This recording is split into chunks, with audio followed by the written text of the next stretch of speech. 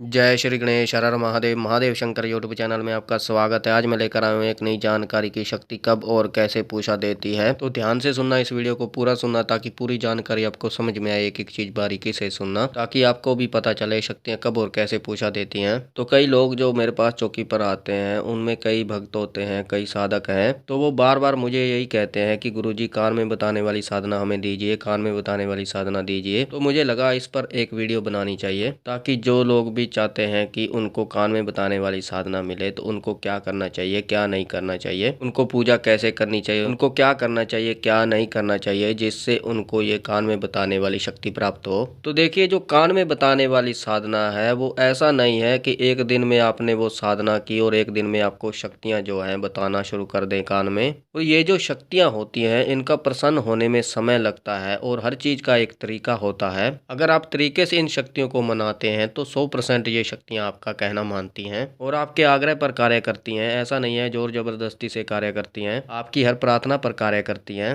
घमंड नहीं आना चाहिए एक साधक के अंदर, एक भक्त के अंदर, और तभी ये शक्तियां इतना जल्दी कार्य करती हैं, इतना तीव्र कार्य करती हैं। जो भी आप बोलोगे, जो भी आप सोचोगे, वो तुरंत कार्य ये कर देती हैं। तो उसका एक तरीका होता है। अगर आप सोचो कि आप सिर्फ और सिर्फ एक दीपक जलाएंगे और उससे कार्य होगा, उसी से सारी चीजें हो जाएं, तो ऐसा संभव नहीं है। देवता जब प्रसन्न हो जाते हैं तो कार्य करते हैं। उनको प्रसन्न करने के कई तरीके होते हैं। तो आपको ये जानना होगा कि जब आप पूजा शुरू करते हैं तो शुरुआत में आपके साथ क्या होता है। शुरुआत में जो है अनुभव नहीं होते। क्यों नहीं होते? क्योंकि जो शक्ति है जिसकी आप पूजा कर रहे हैं वो शक्ति काफी समय लेती है आपके शरीर का शुद्धिकरण करने में। उस शक्ति का अंश, उस शक्ति की ऊर्जा आपके पास आती है 100% आती है जब आप पूजा करते हैं। अदृश्य रूप से आती है, वो आपको दिखाई नहीं देती, पर वो आती है वहां पर। और जितनी भी देर आप पूजा करते हैं, पाठ करते हैं, उतनी देर वो शक्ति वहां पर मौजूद होती है और आपके जो शरीर होता है, आपका जो मन होता है, उसको शुद्धिकरण करने का कार्य करती है। तो आपके शरीर और मन को वो शुद्धिकरण करती रहती है। तो कई बार 3 महीने 4 महीने लग जाते हैं आपके शरीर का शुद्धिकरण होने में। और जो बहुत ज्यादा पूजा पाठ करते हैं उनका 15-20 दिन में शुद्धिकरण हो जाता है, जिससे वो देवी शक्ति उनके शरीर में वास कर सके।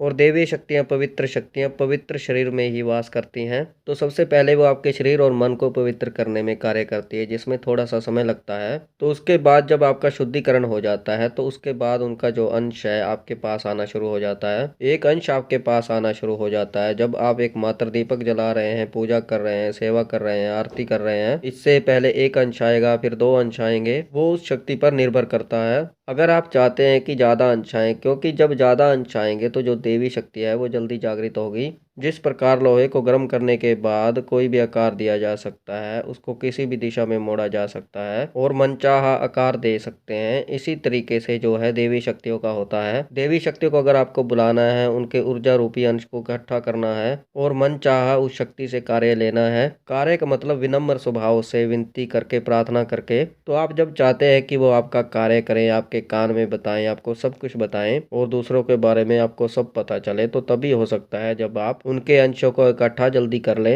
वरना 2-2 साल, 5-5 साल, 10-10 साल लोगों को लग जाते हैं। अब ऐसा क्या करें जिससे ये जल्दी अंश इकट्ठे हो जाए? सबसे पहले आपको दीपक जलाना होगा, आरती करें, ये पहला तरीका है। दूसरा तरीका है आप मंत्र जाप करें जितना हो सके। और तीसरा तरीका है उनको भोग दे, अग्यारी पे भोग दे, कपूर पे भोग दे, मंदिर में उनको भोग दे। और सुबह शाम जो भोग लगता है वो आपको जरूर लगाना है। उनके मंदिर जाएं, अगर आपके आसपास कोई मंदिर है तो वहां पर जाएं। उनका जो विशेष दिन होता है, उनका विशेष वार होता है, उस वार उनके मंदिर में आप जरूर जाएं। और उनके सिद्धपीठ मंदिर आप जरूर जाएं। महीने में एक बार जाएं, चाहे 2 महीने में एक बार जाएं, उनके सिद्धपीठ मंदिर में आपको जरूर जाना है। क्योंकि सिद्धपीठ मंदिर हर देवी या देवता का होता है, चाहे वो भगवान शिव हो, चाहे वो माता काली हो, चाहे वो माता दुर्गा हो, चाहे वो भगवान कृष्ण हो, चाहे वो भगवान विष्णु हो, कोई भी देवता हो, तो वो सिद्धपीठ उनका दरबार जरूर होता है। सिद्धपीठ दरबार में बहुत सारी शक्तियां होती हैं उन देवता की। वहां से आप कई सारी शक्तियां ला सकते हैं। जैसे एक खजाना होता है ना, उसी प्रकार वहां पर शक्तियां होती हैं। बहुत सारे उनके वहां पर अंश होते हैं और बहुत सारे अंश आप लेकर आ सकते हो। तो जब वहां पर विनम्र प्रार्थना आप करते हो तो बहुत सारे अंश आपके साथ आते हैं, बहुत सारी शक्तियां आपके साथ आती हैं। इस चीज का आपको ध्यान रखना होगा। तो जब भी आप सिद्धपीठ मंदिर जाएं तो वहां पर प्रार्थना करें, जो भी देवी या देवता है उनसे प्रार्थना करें कि आपकी जो सात्विक शक्तियां हैं, जो आपकी देवीय शक्तियां हैं, वो मेरे साथ चले। मैं पूजा करना चाहता हूँ, मैं सेवा करना चाहता हूँ। तो वो जो शक्तियां हैं, देवीय शक्तियां हैं, वो आपके साथ आती हैं, उनके अंश आपके साथ आते हैं। और हवन करने से बहुत सारे अंश आपको प्राप्त होते हैं। कोई मंत्र जाप करने से आपको अंश प्राप्त होते हैं, चालीसा करने से से प्राप्त होते हैं, पाठ करने से प्राप्त होते हैं, व्रत करने से आपको बहुत सारे अंश प्राप्त होते हैं और परहेज आपको जरूर करने होते हैं। जो भी उस देवी देवता से परहेज जुड़े होते हैं, जैसे हनुमान जी से जुड़े होते हैं, प्याज लहसुन नहीं खाना होता, तामसिक चीजों से दूर रहना होता है। उसी तरीके से जिस भी देवी देवता की आप पूजा कर रहे हैं, सेवा कर रहे हैं, पाठ कर रहे हैं, चालीसा कर रहे हैं, तो आपको उनका परहेज करना होगा, नियम आपको करना होता है,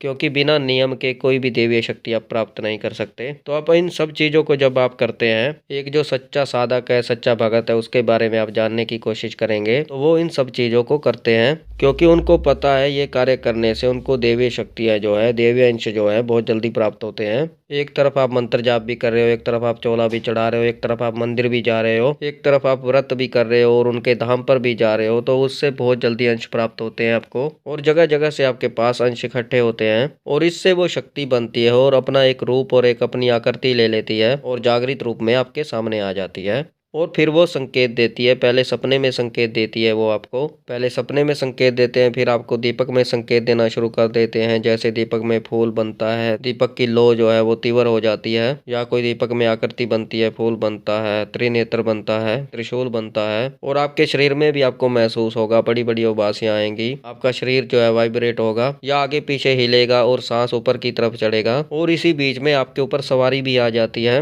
हो सकता है आपको इस प्रक्रिया में 2 महीने, 3 महीने, 6 महीने लग जाएं। अगर आपका गुरु है तो बहुत जल्दी आपको ये शक्ति प्राप्त हो जाती है, क्योंकि जो गुरु होते हैं वो पहले से ही बहुत सारे अंशों को प्राप्त करके रखते हैं। जब वो आपको आशीर्वाद देते हैं, आपको आशीष देते हैं, जब आपको वो शिष्य बनाते हैं, तो जो उनके बहुत सारे अंश होते हैं वो आपको प्राप्त होते हैं। जो देवीय शक्तियों के उनके पास पहले से इकट्ठा अंश होते हैं वो आपको प्राप्त होते हैं। इसलिए जिस भी देवी देवता की आप पूजा करते हैं, तो आगे जो आप गुरु बनाते हैं, अगर वो भी उसी देवता की पूजा करता है, तो आपको बहुत जल्दी उनके अंश प्राप्त होते हैं। तो बहुत जल्दी आपको सवारी प्राप्त होती है, दिव्य दृष्टि खुलती है, देवी शक्तियां प्राप्त होती हैं और सवारी आने के बाद एक ऐसी अवस्था आती है कि जो शक्तियां होती है वो आपको कान में बताती हैं। जब आप उनसे कुछ भी पूछते हैं, किसी के बारे में भी पूछते हैं, तो वो फिर आपके कान में बताती हैं। तो ये एक प्रक्रिया होती है, एक दिन का काम नहीं होता कि एक दिन में सब चीजें आपको मिल जाएं। तो धीरे धीरे ये शक्तियां आपको प्राप्त होती हैं और जितना ही आप देवताओं के अंशों को इकट्ठा करेंगे, उतनी जल्दी ही वो आप पर कृपा करेंगे और बहुत जल्दी आपको अपनी शक्ति प्रदान करेंगे, अपनी ऊर्जा प्रदान करेंगे, अपनी कृपा प्रदान करेंगे।